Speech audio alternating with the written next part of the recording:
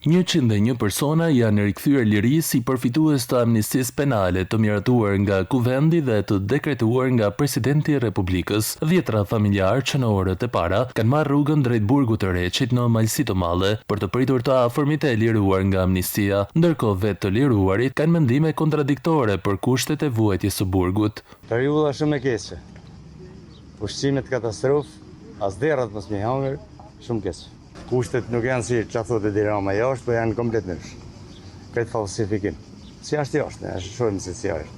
Kushtet të Shkodrës shumë mirë, por krahasimi me Tiranën dhe 320 që kam qenë nga një katastrofë. Opinionet të ndryshme të liruarit kanë edhe për mundësinë e rehabilitimit, duke e konsideruar burgun edhe si institucion të rehabilitimit. Kam pas mësim, kam jetuar 16 në Gjermani, kam pas mësim, kam jetuar shtetëligjor, po ky sa shtetëligjor.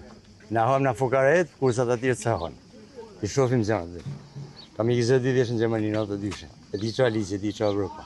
Të s'ka ligj, s'ka asë gjë. Kena vujt këtë burgun, na ka bo mirë. Ju falenderojmë nga zemra, edhe institucionit të Shkodrës.